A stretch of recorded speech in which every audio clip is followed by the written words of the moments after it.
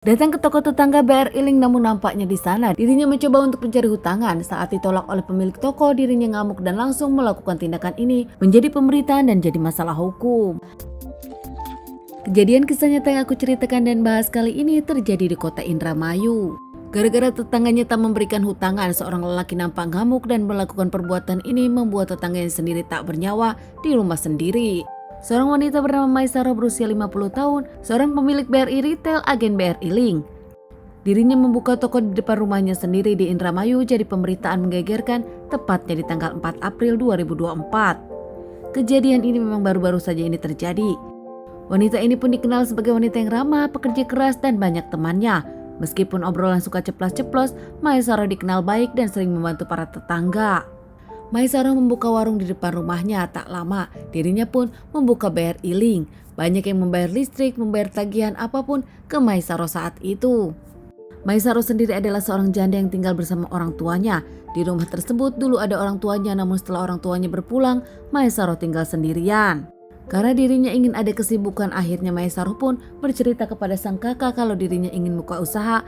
Akhirnya membuka toko warung tersebut disertai retail BRI Link. Di hari itu nampak tak ada yang aneh. Saat itu Maisaro sendiri sedang beres-beres di tokonya. Datang seorang tetangga untuk berbelanja bernama Agus berusia 53 tahun. Saat itu Agus sendiri membeli rokok dan tak lama ngobrol bersama Maisaro. Dalam obrolan tersebut Agus pun curhat tentang kehidupannya. Tak lama Agus pun meminjam uang kepada Maisaro, namun ditolak Maisaro. Bahkan saat itu Maisaro pun memberikan saran kepada Agus untuk meminjam uang kepada BRI. Sementara Agus sendiri yang mengaku kalau dirinya punya utang kepada BRI, meminta utang kepada Maisaro saja. Dirinya bahkan tak percaya kalau Maisaro tak punya uang. Dirinya kesal karena Maisaro tak meminjamkannya.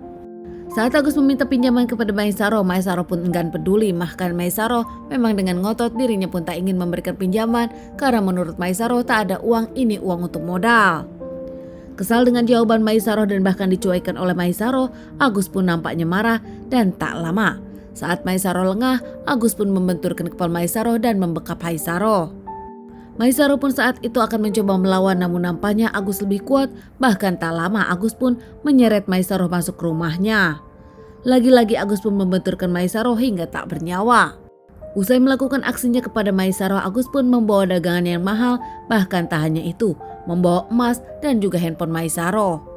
Sadar di sana ada CCTV, Agus pun mencabutnya dan memasukkan ke tasnya, berniat akan membuang CCTV tersebut agar tak ketahuan. Setelah menyelesaikan aksinya di rumah Maisaro dan membawa barang-barang berharga, Agus pun pulang ke rumah seperti biasa saja. Tak lama Agus pun izin ke istrinya, ada pekerjaan dan izin akan ke Sukabumi. Setelah Agus pergi, namun ternyata Agus bukan ke Sukabumi, melainkan Agus kabur ke Cirebon. Menjual barang berharga milik Maisaro, ada emas dan juga handphone, dan tak lama di perjalanan bahkan dirinya pun membuang baju penuh cairan merah dan juga CCTV milik Maisaro. Uang hasil penjualan barang-barang berharga milik Maisaro pun digunakan Agus untuk bayar kos-kosan di sana. Bahkan ada uang lebihnya. Agus saat itu pun pergi karaoke, tak memikirkan dirinya punya utang, tak memikirkan keluarga. Uang hasil dari penjualan mencuri di rumah Maisaro digunakan untuk senang-senang dan poya-poya sendiri. Sementara keesokan harinya keluarga Maisaro bingung, tak ada kabar dari Maisaro. Bahkan saat lewat ke rumah Maisaro, toko pun nampak tutup. Mengetuk pintu rumah Maisaro pun tak ada jawaban, membuat keluarga panik. Mengingat Maisaro tinggal di rumah sendirian, sang kakak pun langsung khawatir. Keluarga dari Maisaro pun berembuk hingga akhirnya memutuskan untuk mendobrak pintu Maisaro dan kaget menemukan Maisaro sudah tak bernyawa dengan kondisi yang sudah berbau. Pihak dari keluarga pun langsung melaporkan kejadian ini kepada pihak kepolisian. Tak lama pihak kepolisian datang untuk evakuasi jasad Maisaro dan menyelidiki kasus ini. Jasad Maisaro sendiri dibawa ke rumah sakit untuk dilakukan otopsi.